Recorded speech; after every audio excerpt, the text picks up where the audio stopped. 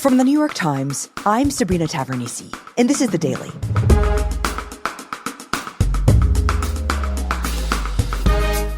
The tournament games for college basketball begin this week. And the star this year is a woman who is changing everything about the game, from the way it's played to its economics and who is watching. Today, my colleague Matt Flegenheimer on the extraordinary phenomenon of Caitlin Clark, the trail she is blazing in women's sports, and whether it will last.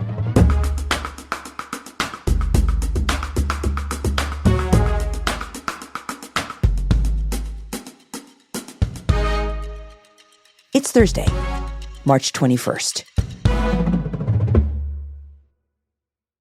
Matt. Hello. Welcome to the show. Thank you so much. And welcome to March Madness. Welcome to March Madness, America. Here we go. So, Matt, the NCAA basketball tournament starts this week, and the biggest star this year is a woman, Caitlin Clark. She's someone who even a year ago was not a household name. But here we are, devoting an entire daily episode to her. So, for the uninitiated, tell me why. Well, Caitlin Clark is the most famous college basketball player in America. She's a senior at the University of Iowa. She is 22 years old, and she has become this sort of electric phenomenon.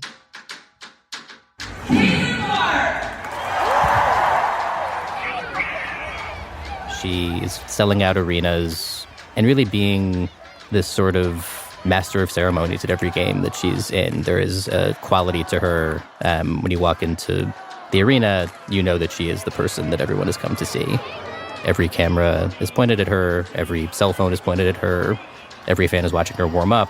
If any sort of mundane activity happens on the court, she grabs a rebound, she's getting a pass. There's this sort of anxious hush. Like there's just this quality of you don't know what's going to happen next.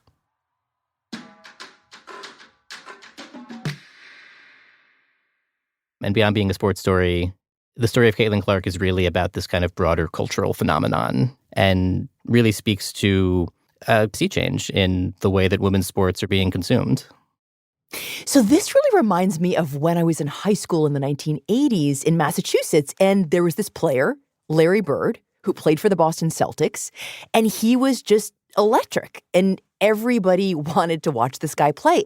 I mean, he drew me into a game I ordinarily probably would not have been interested in because he was such a good player and he was Massachusetts, it was my team. And it sounds like this is something that Caitlin Clark is now doing for women's basketball. So tell me about her. How did she begin? What's her story? Caitlin Clark has this kind of sports movie origin story. And her story is something she's talked about quite a bit in interviews, in her post-game press conferences. So I'm an Iowa kid. I grew up here. I grew up rooting for the Hawkeyes. Her story begins in Iowa, in West Des Moines, about 2 hours from the university campus. We're definitely a sports family more than anything. She is from a family of athletes. She has 2 brothers. I was super competitive, so I think that kind of fueled me and wanted to play sports, especially basketball. And she has this hyper-competitive streak that her family has talked about from an early age. Her brother needs, staples in his head after a Nerf game goes sideways. There's this sense that she's really wired a certain way. I honestly started playing sports with boys before girls. And she really starts to play with the boys, both in her family and otherwise. I won league MVP one year, and parents were mad. They're like, "This is a boys' league. How can a girl be the MVP?" So it's just. And she's, shooting hoops in the driveway. Eventually, her range becomes so extensive that her dad has to take some grass out of the lawn to make more driveways so she can shoot from further away. Amazing. She also has role models. Maya Moore. She's my first ever WNBA game. I actually met her, which is... And Maya Moore, she has this story she likes to tell of seeing her play. All I ever wanted to do was meet her. I didn't have a phone, so I just ran over, gave her a hug, ran away. It's the most vivid memory I have of women's basketball growing up. And sort of sees herself following in that tradition. And then, as a teenager, she becomes enough of a sort of buzzed about basketball player that even some really prominent national figures like Kevin Durant, the men's basketball player, start to notice her. And she winds up committing to the University of Iowa, staying in her home state. And it was immediately clear that the program, which, I think was seen as a solid program, not necessarily a perennial powerhouse was going to be seen in a different way with somebody like Caitlin on the roster. So the team was okay, and suddenly it was getting this incredible player. This incredible player, this sort of generational talent, and somebody who coaches have talked about really having to bridle is a word that they use, as if she were a racehorse, something that they had to sort of figure out how to make exist in a team context. Okay, bridle is an interesting word. What about her specifically was different than other players on the team?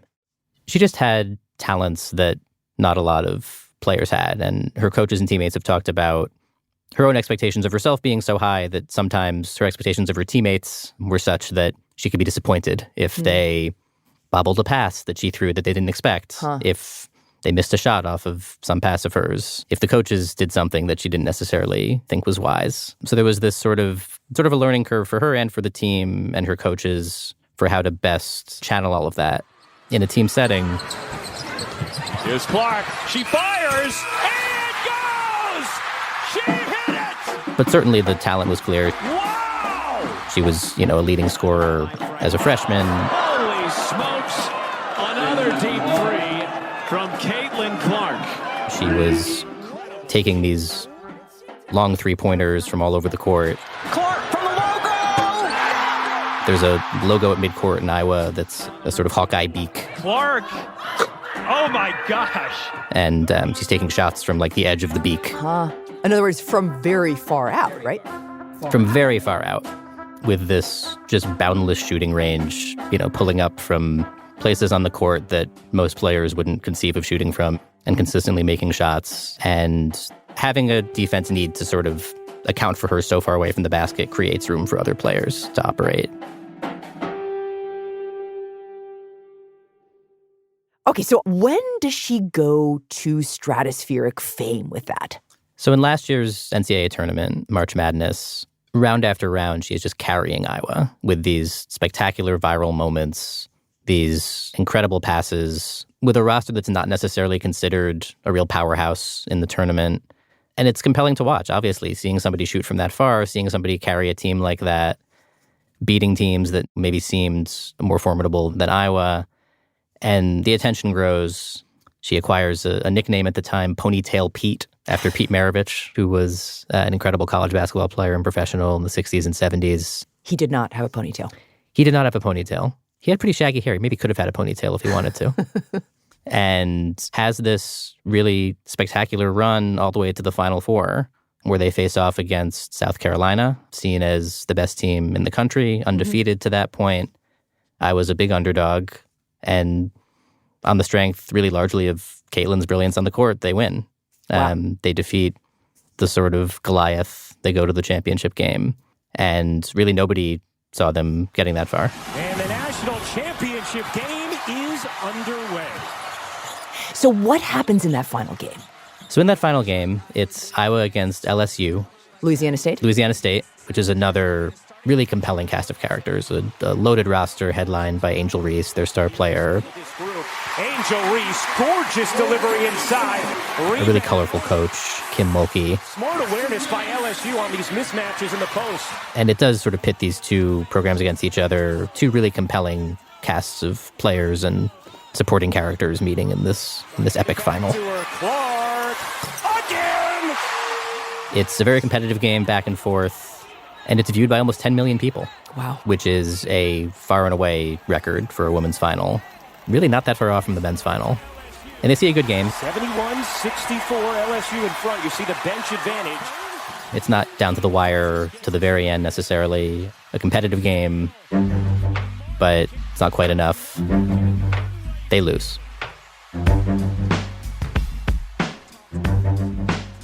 But the story doesn't necessarily end there. Lindsay with USA Today again. Caitlin, can you tell us at the end of the game what happened? There's a lot blown up on Twitter about Angel Reese following you around. In the days afterwards, there was this sort of controversy around Angel Reese and Caitlin Clark, essentially over a celebration that Caitlin Clark had done previously in the tournament that was sort of putting her hand in front of her face. It's called the "you can't see me" kind of taunting that sort of amounts to trash talk on the court. So she's basically saying, ha ha. She's saying ha ha with her hands. Yeah, okay. And with the scoreboard at the time. And then in the final, when LSU is pulling away, Angel Reese does the same gesture at Clark and is very clearly kind of taunting Clark as I was about to lose and have their tournament run end. She was obnoxious. Yes. She was obnoxious. Keith Olbermann said on the comments of this was his comment on a young woman who is in college winning a championship. What an effing, but spelled out the word, idiot. The difference in the fallout is that Angel Reese, who is black, faced quite a bit of criticism for this taunting, the sense that it was unsportsmanlike. I'm too hood, I'm too ghetto. Y'all told me that all year. But when other people do it, y'all don't say nothing. So this is for the Caitlin Clark, who was white, had not really faced any of that. So there was this sense of a double standard. In the coverage of this, there was this real momentum to kind of pit the two of them against each other as these two stars of the sport, one white, one black. And Caitlin Clark was not so interested in any of that. I don't think Angel should be criticized at all. And, says she has nothing but respect for Angel Reese, loves how she plays, loves her game. Competition is good. I think everybody knew there was going to be a little trash talk in the entire tournament. It's not just me and Angel. Across any sport, that's how it should be. So she says men trash talk all the time. And why should this be any different? You should be able to play with that emotion. That's how I'm going to continue to play. That's how every girl should continue to play. So, and ultimately, this becomes a sort of long tail of the final itself. You had this moment with these incredible ratings for the game, and then you had this kind of secondary moment of this pseudo-controversy, and all of it is drawing eyeballs to women's basketball in a way that hadn't really happened in the decades that had been around. And even for people who don't follow basketball, right? I mean, I had heard about it around that time, probably precisely for that reason. Absolutely. You had people who had never watched Caitlin Clark play a minute of basketball consuming the story in a new way. So it really was this time last year, taken together, the tournament experience and this sort of postmortem, that Caitlin Clark becomes more than a basketball player. She becomes a national figure on a very different scale.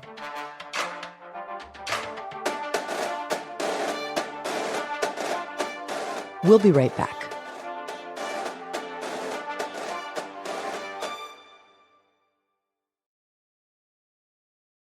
So, Matt, you just told me that Caitlin Clark at the end of last season really went from being a basketball player in the state of Iowa to something much bigger, something really on the national stage. Tell me about that. So she emerges from last season with a whole new profile, a lot of new fans, a lot of new attention. And in this sort of fluke of historical timing, Caitlin Clark's college career is coming along at a time when there is this massive shift happening in college sports. Prior to 2021, college athletes could not make money off of their name, image, and likeness.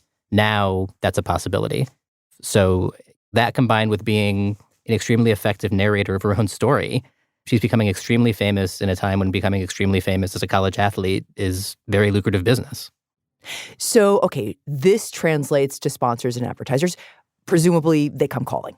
They do. Quite a few of them. Iowa's Caitlin Clark now has her own brand of cereal on Hy-Vee. So Clark is the latest athlete to join Nike's lineup. She's among the sorts of sponsors who associate with professional players. Shoot. Okay, I'll shoot. What's happening? But I don't see any hoop. State Farm. If we can draw 56,000 fans, you can draw 57. Gatorade. If I can sign with Gatorade, you can too. But these are not, local car dealerships. These are major national brands. This is not, she's obviously huge in Iowa, but these are national brands who come calling and who stay very much a part of the picture. A 6-foot senior from West Des Moines, Iowa, number 22, Caitlin. So by the time her senior season starts for 23-24, I mean, this thing is off and running. The first sellout in the history of the women's program here at Northwestern, of course, the big draw. I went to a couple of games, both at home and on the road. It's been packed mostly the entire day, and that's because of this line that formed here. It is stretching, I think I've heard about a quarter mile around the building. And it's just a rock concert everywhere. Let's go, Caitlin Clark! I gotta be like Caitlin. A lot of kids with signs, I want to be like Kate. They're wearing her jersey. She definitely changed the game for the better and even just changed the world. But so are, a lot of grown men. People are driving hours to see her. They're selling out arenas. Over 52,000 tickets have been sold. Not a single empty seat, with crowds flocking to see Iowa Hawkeyes star Caitlin Clark. Secondary ticket prices for resale are going for $400, $500. It's really become kind of the hottest thing in town, and celebrities are going to Iowa City to watch college basketball. And there is this really kind of breakthrough cultural power, and she knows this. She knows she's being consumed in this way, and she'll file away little scenes that she takes in. There was a game at Iowa that I was at. There was this girl. It was cute. She was copying our stretching, warming up. So I thought it was adorable. She was doing leg swings. She noticed before the game. So she files that away. They play the game. She plays great. They win. She goes up to the girl and gives her the shoes that she'd worn for the game. What does the little girl do? She actually, she's beaming. That is probably the most special moment that has ever happened. Something easy I can make her day, and I'm sure she loved it, so it was cool. But Caitlin has sort of talked about that being her experience as a fan at that age, too. And it really keeps going. Here comes Clark. How will she go for history? She's essentially breaking a new record every few games. She has the most points of anybody to ever play on the women's side. Eventually, it's the men's record. Caitlin Clark becomes the all-time leading scorer in major college basketball. Either men or women, nobody has scored more points playing college basketball in Division I than Caitlin Clark. Wow. It's quite something. The record she broke on the men's side was held by Pete Maravich, to whom she was compared last year. So it's a lot of history that she's transcending.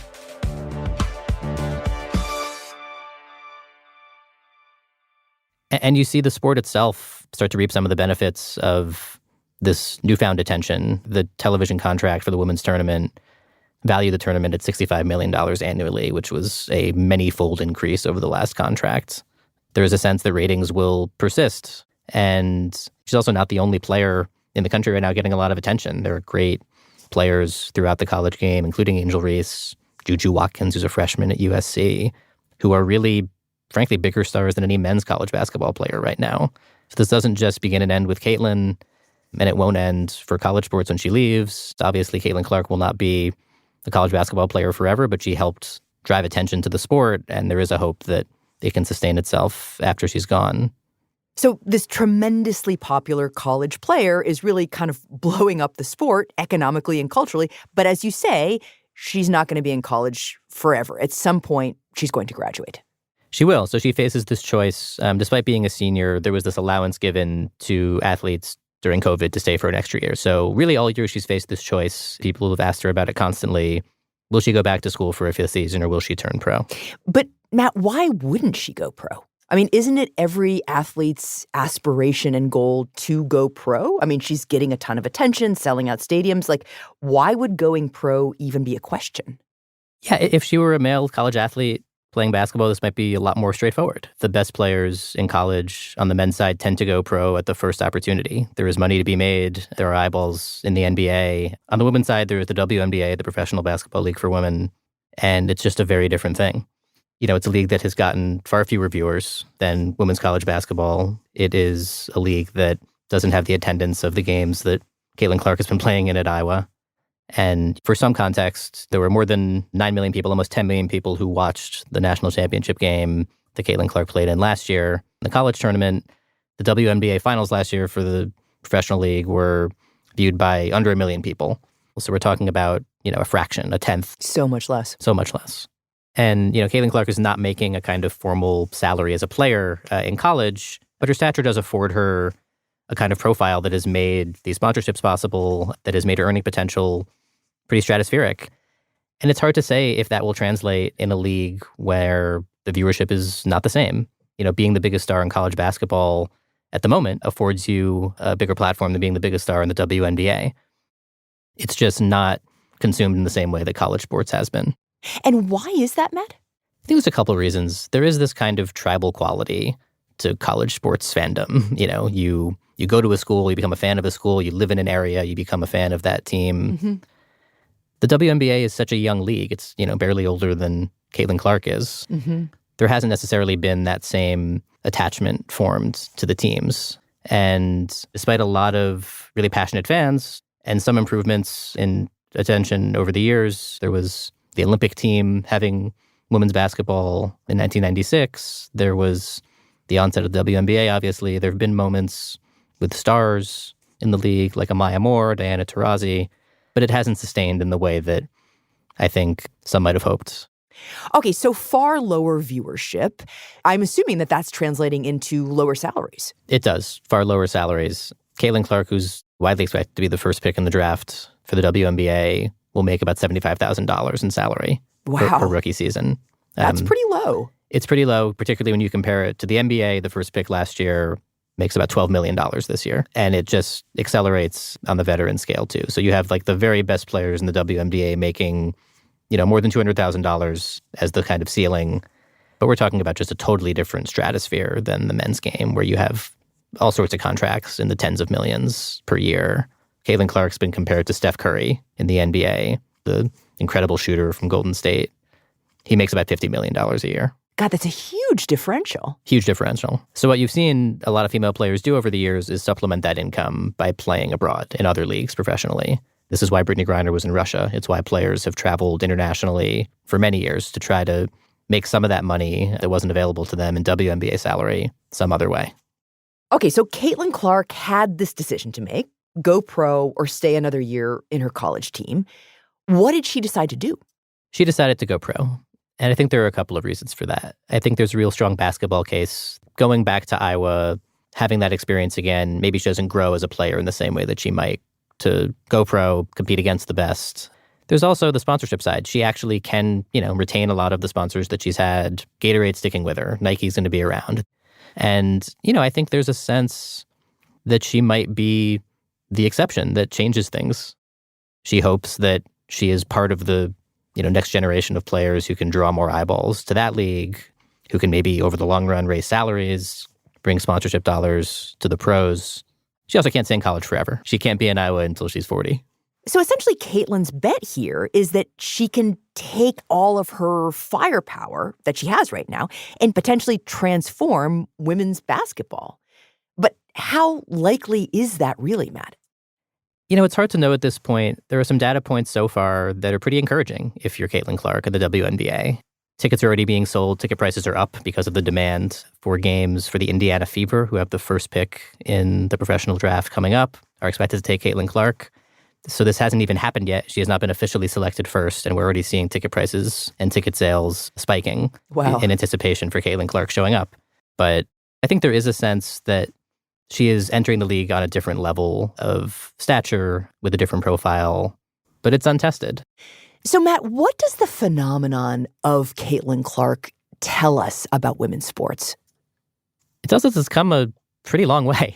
In some ways, she's kind of the culmination of this long arc that dates to Title IX, which was, legislation that dictated that there could not be discrimination on the basis of sex and was applied widely to sports, creating opportunities for women. And at the time, obviously, this had to be legislated. This had to be mandated. What is happening now with Caitlin Clark, this is the free market deciding that they're pretty interested in women's sports.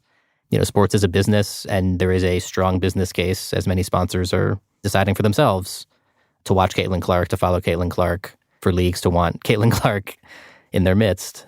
And then there's this sort of broader cultural point. Her coaches have talked about just the role model she is for tenacity. And, she was given a technical foul last year after saying damn it to herself after she missed a shot. It's the sort of thing that would never be penalized in the men's game.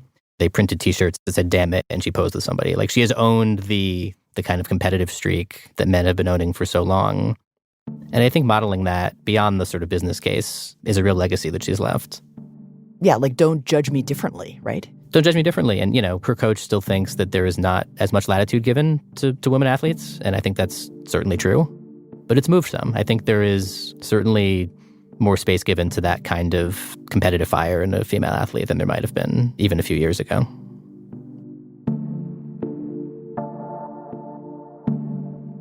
Matt, thank you very much. Thank you very much.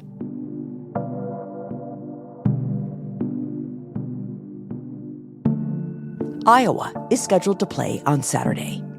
It will be the first game of the last tournament of Caitlin Clark's college career.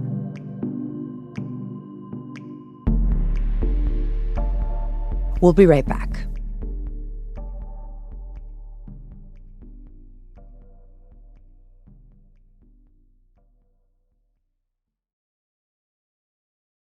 Here's what else you should know today. Texas scored a fleeting win in its fight with the Biden administration over a controversial immigration law. That law would allow Texas police to arrest migrants crossing into the U.S. illegally. The administration argues that immigration policy and foreign affairs are the purview of the federal government. But Texas argues the law is authorized by a clause of the Constitution that allows states, in rare circumstances, to take action if they are, quote, invaded, an argument that a lower court rejected in February. On Tuesday, a U.S. Supreme Court procedural ruling briefly allowed the law to take effect, causing some confusion at the border until an appeals court put the law back on hold. Texas will press its case for the law in oral arguments before the Fifth Circuit Court of Appeals in early April. A decision to let the law take effect would upset decades of legal precedent. Texas Governor Greg Abbott said that he expects the constitutionality of the law will eventually be decided by the Supreme Court. Today's episode was produced by Claire Tennisketter, Olivia Natt, Alex Stern, and Rochelle Bonja, with help from Mouj Zaidi. It was edited by Lexi Diao and Michael Benoit. Fact-checked by Susan Lee. Contains original music by Marian Lozano, Alicia Baitub, Dan Powell, and Rowan Nimesto, and was engineered by Alyssa Moxley. Our theme music is by Jim Brunberg and Ben Landsverk of Wonderly.